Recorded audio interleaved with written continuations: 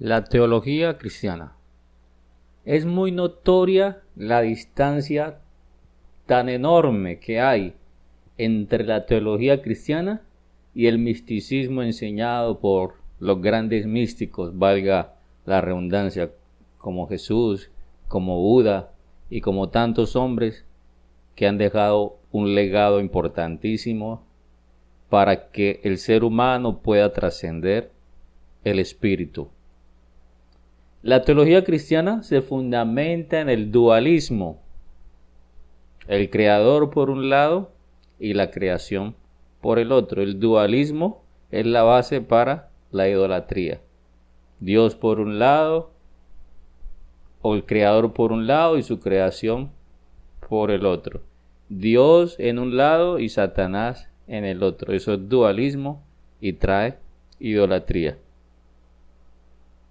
La mística nos enseña o nos ayuda a tener experiencias de la unidad.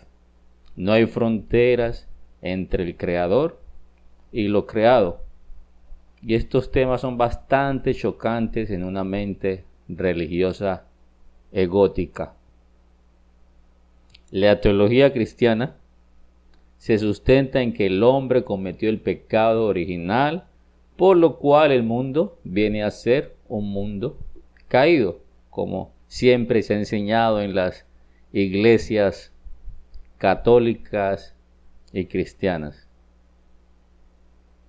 El judaísmo también hace parte de esa teología dual. Dios por un lado, creador por un lado y creación por el otro.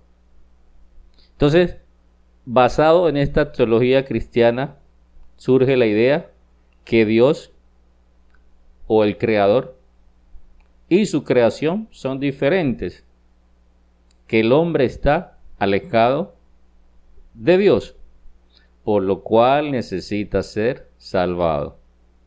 Y por supuesto, esa salvación viene del exterior, viene de parte de Dios, que para la teología cristiana se encuentra en el paraíso, se encuentra en el cielo, esperándolos que ellos vuelvan por haber sido cristianos.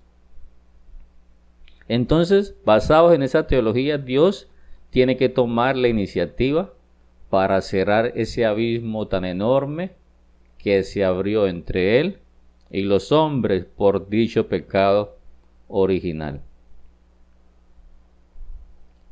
Y lo hace enviando al mundo a un Salvador y Redentor, a Jesús, que todos conocen y que la teología cristiana lo adora, lo idolatra, porque Él los va a llevar de vuelta a Dios. Qué teologías tan absurdas. Entonces ese Salvador es preexistente, igual a Él, que viene al mundo como Dios, se hace hombre y finalmente salva a la humanidad gracias a su sacrificio. En el libro de comentario cabalístico a Gálatas hablo lo que realmente se refiere a la muerte de Cristo, su resurrección, etc. Todas esas historias literales no son el mensaje, son códigos para enseñarnos una verdad mística. Si te quedas en lo literal, estás en dualidad y estás en idolatría y estás en lo más bajo de tu conciencia, sin querer ofender a las personas que se encuentran en determinadas corrientes doctrinales religiosas cristianas. De todas maneras, yo siempre digo que es un avance en el proceso evolutivo de las personas. Desafortunadamente, en la religión se crea mucho adoctrinamiento, se cautiva la mente de las personas y no las dejan pensar por sí mismas. Entonces, todo lo que ellos desconocen le llaman satánico, le llaman diabólico, le llaman herejía, porque los han entrenado para pensar de una manera hermética, egótica, dual. Dios por un lado y yo que soy pecador por el otro. Entonces necesito adorarle a Jesús porque Él me va a llevar de vuelta a mi Padre Celestial. Esa historia es una historia que nos lleva a un mensaje místico. Los sabios dicen, quiere conocer el mensaje de la Biblia, quítele el ropaje, porque las historias son el ropaje. Quítele el ropaje para que encuentre la verdad que lo va a hacer libre. Entonces, según la teología cristiana, la sangre de Cristo, su muerte expiatoria, produce reconciliación entre Dios y el mundo caído. Basado en la teología cristiana, todo aquel que no sea cristiano, todo aquel que no acepte a Cristo en su corazón, entonces se perderá por la eternidad en el infierno. El sustento de la teología cristiana es el temor, el miedo. Dígale a las personas que están dentro de una congregación religiosa que no hay infierno y usted va a ver cómo las iglesias se quedan vacías porque están por miedo.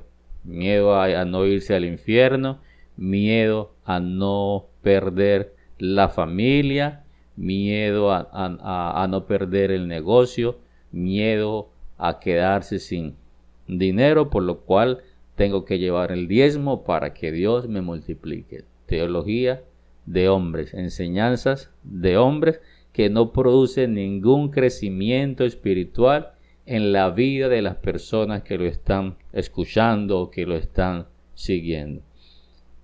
Resulta muy difícil enseñar esa teología a estas generaciones en la cual nuestros hijos, mi hija tiene 10 años y me pregunta, papá, ¿eso es cierto lo que dice la Biblia? ¿Dios existe? Papá, es cierto que Dios creó al hombre, pero tuvo que demorarse mucho para crear la humanidad si solamente estaba Adán y Eva.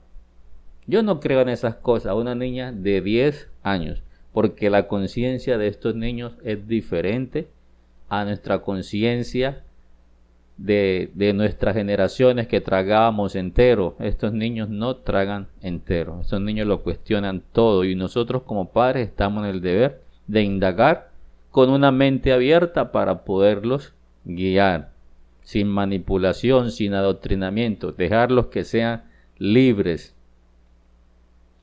Por otro lado, la mística nos enseña la unidad, por lo cual el Creador y su creación son idénticas. En una de las enseñanzas de Hermes que quedé de compartirles los 7 principios que rigen esta creación, se habla de la vibración. Creador y creación son idénticos, solo los separan los grados de vibración, solo los diferencian los polos, pero son idénticos. El creador se presenta en diferentes formas. La mística nos enseña que la creación es un ser en evolución y esa evolución no surge a partir de un Dios externo, sino que se da por sí misma. La ley fundamental de esta creación, causa y efecto. Vivimos en eslabones unos tras otros de causas y efectos, y eso se le llama evolución. La pregunta importantísima que surge y que causa temor en las vidas de las personas: ¿tiene sentido seguir hablando de Dios como tradicionalmente se ha enseñado? Da pavor a las personas cuando se tocan esos temas de decir que la Biblia no es la palabra de Dios, que Dios, ese Dios que le han pintado las religiones, no existe. Inmediatamente te rechazan cuando tú dices estas cosas. ¿Qué es la Biblia? Que en hebreo le dicen la Torá. Torá es igual a toro. La A y la O son permutables. Torá, toro. En el lenguaje, en el paleohebreo, el toro se representaba, o la Aleph se representaba con una cabeza de toro. La Aleph es nuestro ADN. Entonces, ¿cuál es la palabra de Dios? Nuestro ADN. En nuestro sitio davidpretel.info encuentras mucha información para que puedas estudiar. Pero aún resulta muy difícil renunciar a ello. Siempre estamos hablando, si Dios quiere, si Dios lo permite, Dios te bendiga. Es como una muletilla, por decirlo de alguna forma, que utilizamos los humanos para expresarnos, porque se nos ha inculcado siempre. Le he dicho a muchas personas que lo realmente importante para acercarse a la divinidad es ir a nuestro interior, es poder conocernos nosotros mismos y a partir de allí poder trascender en la divinidad, conocer nuestra divinidad, conocer nuestra luz y brillar. Es difícil expresar qué es Dios, lo que habitualmente se conoce.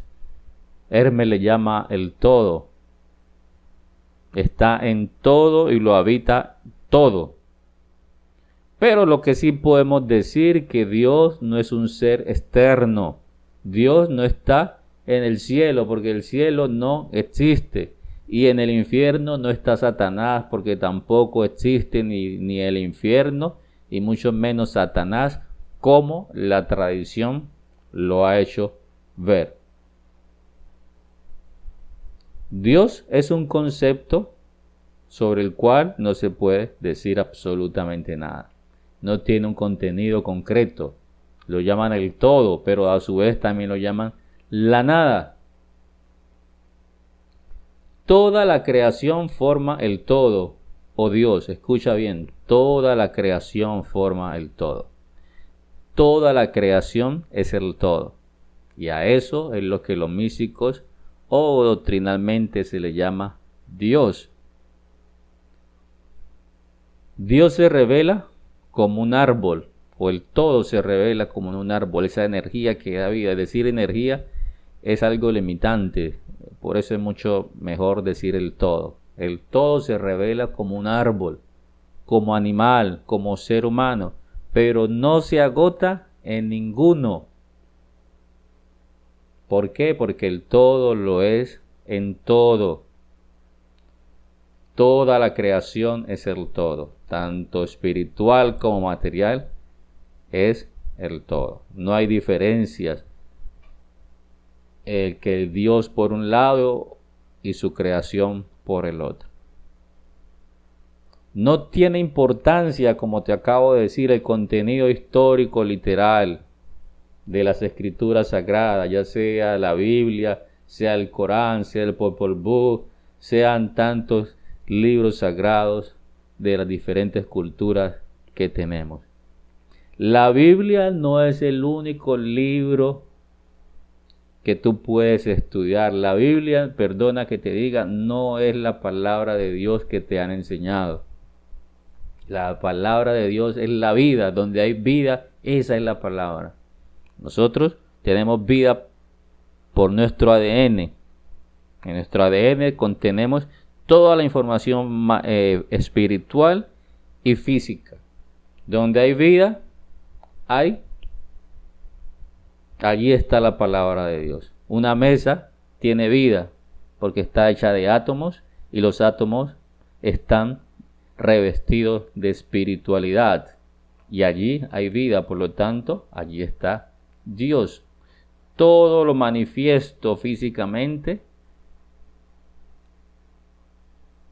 manifiesta al Creador. Entonces, lo importante, vuelvo e insisto, es el mensaje místico. Y no te aferres a la Biblia como el todo, como si fuera algo escrito por el mismo Dios. Dios no ha escrito ningún libro. Hombres místicos iluminados escribieron textos que camuflaron el mensaje místico en enseñanzas literales.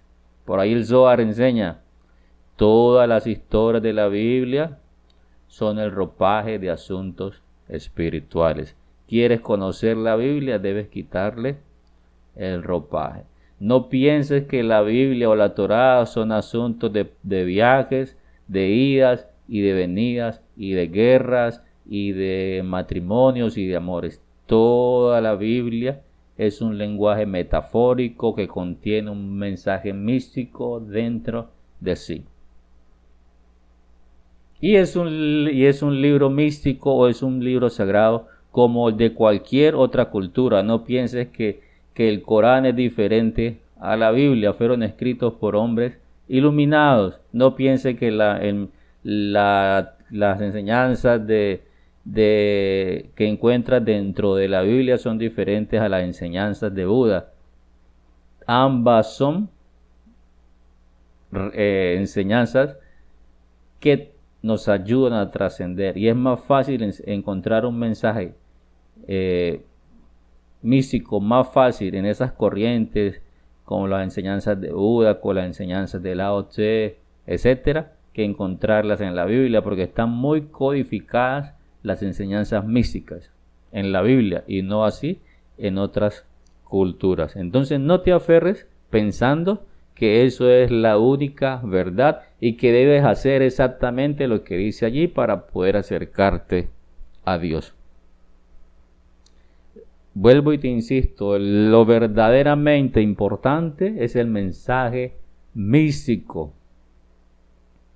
Si no aprendemos a ver los libros sagrados como enseñanzas místicas, estaremos perdiendo el tiempo entretenidos en historias y creyéndonos hijos de Dios, que en realidad seguiremos siendo hijos de Satanás, hijos de nuestro padre el diablo, como le dijo Jesús a muchos hombres. No importa decir Jesús, no importa decir Yeshua, eso no te va a hacer más espiritual. El Maestro Jesús que caminó aquí en la tierra es una representación de la conciencia crística y que se enseñó de forma literal para enseñarnos un mensaje místico que ocurre dentro de cada uno de nosotros. Yeshua HaMashiach literalmente significa el alma que salva. Eso lo enseño también en el comentario cabalístico a Gálatas. O creo que también, no me acuerdo si es en Gálatas o en Jesús el Maestro de los Secretos. Te invito a que puedas adquirir dentro de nuestra plataforma nuestros libros que te son de ayuda y también ayudas al crecimiento de estas enseñanzas para que sean impartidas a aquellas personas que así lo desean. Estas enseñanzas impartidas por mí no gustan a todos, porque la gente aún está aferrada a la religión, la gente aún está aferrada a la tradición y aún sobre todo aferrados a la tradición judía como único método de crecimiento espiritual. Entonces, desarraiguémonos de ese apego que tenemos a los judíos como fuente de crecimiento espiritual y que lo otro es malo.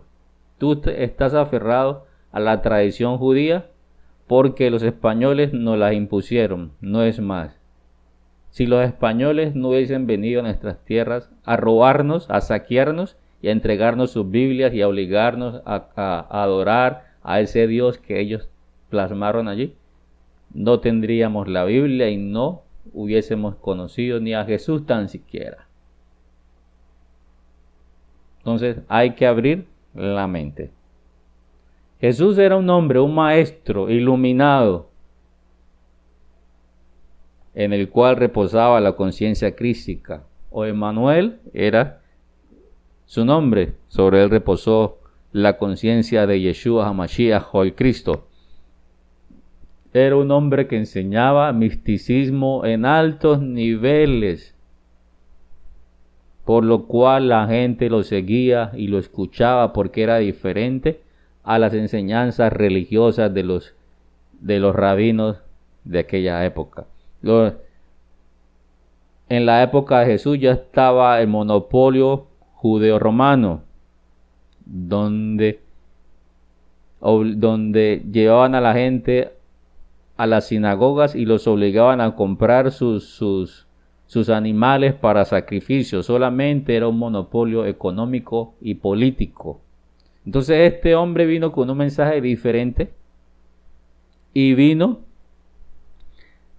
a moverles el piso a aquellos gobernantes políticos y religiosos, a quitarles el poderío económico que tenían sobre las personas de aquel tiempo. Y entonces esto no le gustó a esos gobernantes poderosos.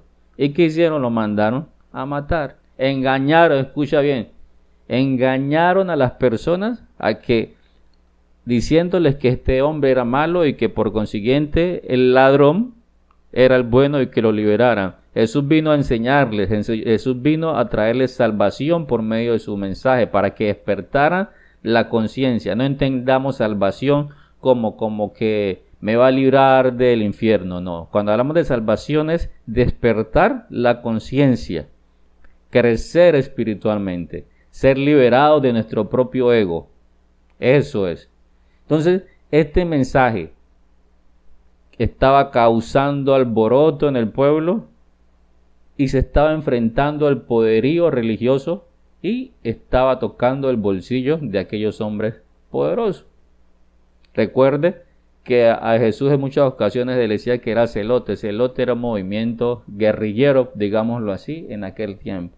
Entonces todo aquel que se mete con las instituciones poderosas va a ser tildado de guerrillero, va a ser tildado de izquierdista, va a ser tildado de socialista, etcétera. Y como ya tenemos una conciencia adormecida, entonces cuando vienen los poderosos y nos dicen que aquel hombre que está enseñando algo bueno para el pueblo, ya automáticamente lo vamos a condenar porque ya los poderosos nos dijeron que él era malo. Mira la historia de Jesús y Barrabás y vas a aprender todo lo que está ocurriendo en nuestros días. Y por consecuencia, como se metió con ese poderío, ¿qué pasó? Tuvo que morir. Entonces la muerte de Emanuel no es una muerte por expiación de pecados de nadie.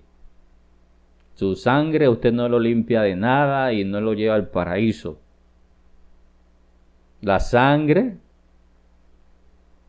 que fluye por nuestras venas es la palabra de Dios, es la vida. Es el Hijo de Dios. Jesús murió porque era, digámoslo así vulgarmente, era un revoltoso.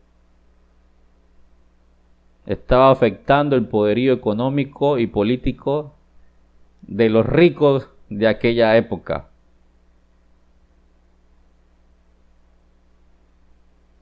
Muchos teólogos saben esta realidad de Jesús, pero ninguno se atreve a hacerla porque les da miedo lo que pueda ocurrir. Vuelvo y te insisto, las historias de la Biblia no son las importantes. De nada te sirve aprenderte la Biblia de Génesis y Apocalipsis en una forma literal. Le cuesta mucho, pero mucho entender esto a las personas, debido a esa conciencia religiosa, adoctrinada y cautiva por los poderosos políticos y religiosos.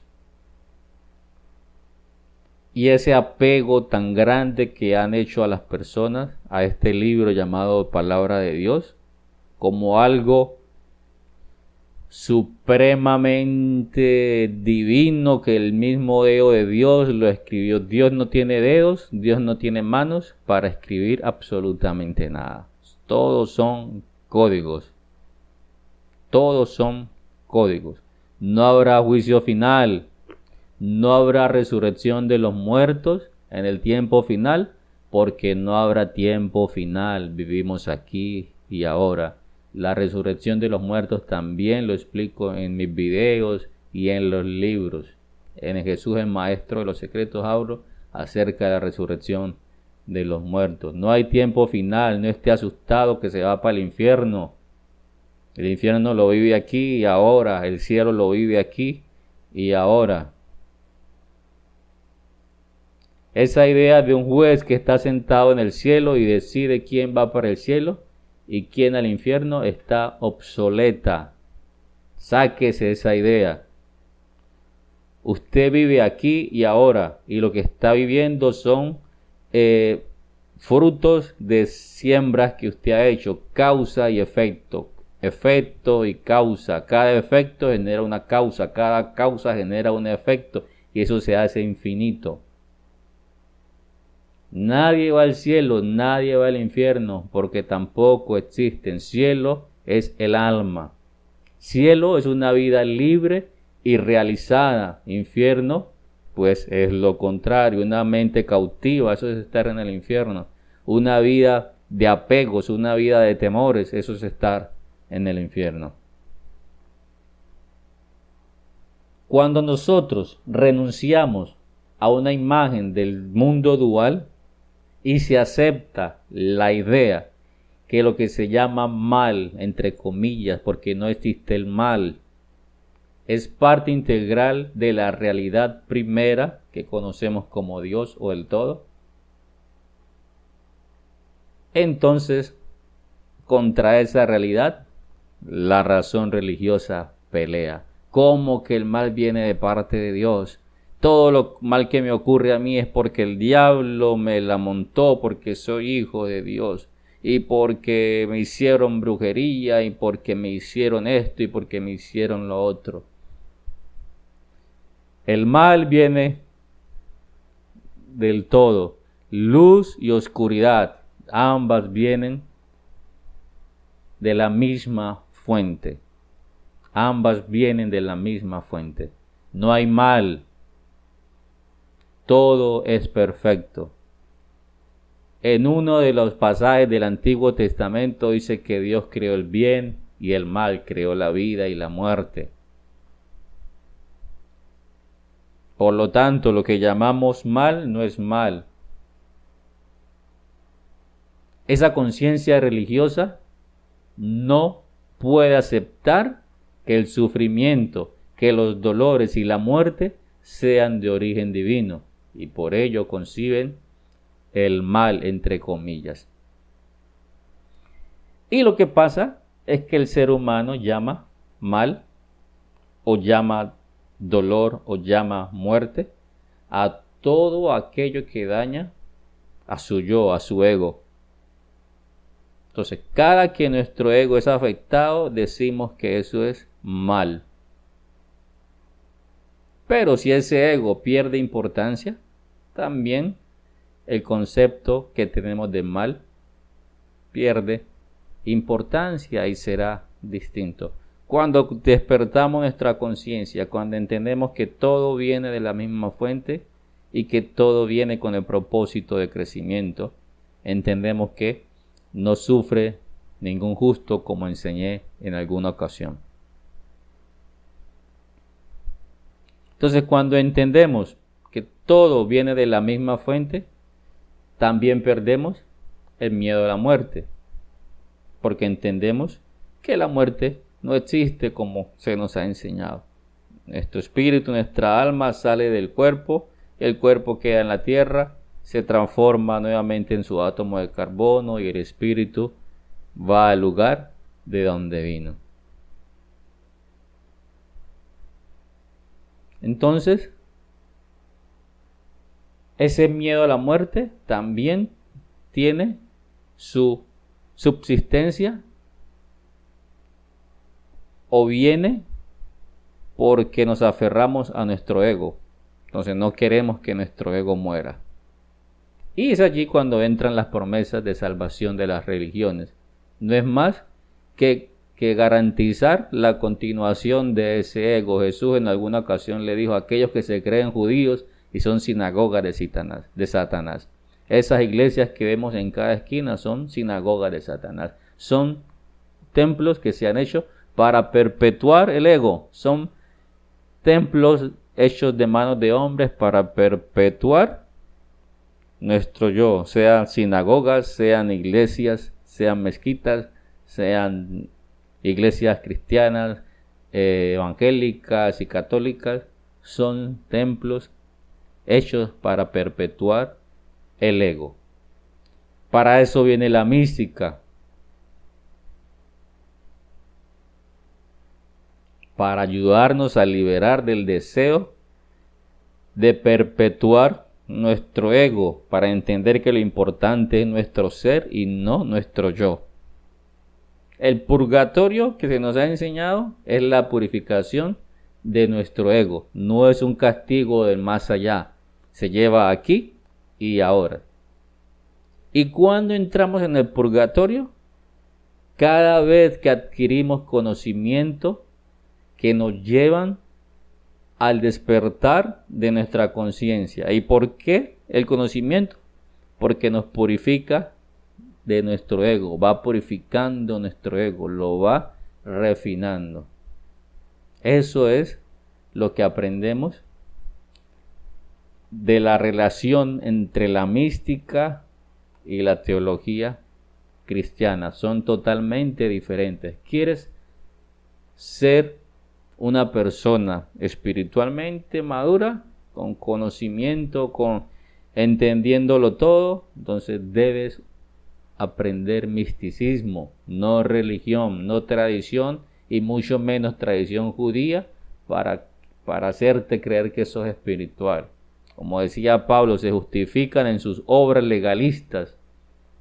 Lo que nos justifica, lo que los hace a nosotros unas personas con conciencia superior, es el conocimiento místico, el conocimiento interno, es el conocimiento de entender que todo es luz y que todo viene de la misma fuente y por lo tanto no hay blanco y no hay negro, hay gris. Los cabalistas siempre han enseñado que la columna central del árbol de la vida es allí donde debemos permanecer. Entonces, lo que nos enseña es que debemos unificar el blanco y el negro. Debemos unificar la derecha y la izquierda.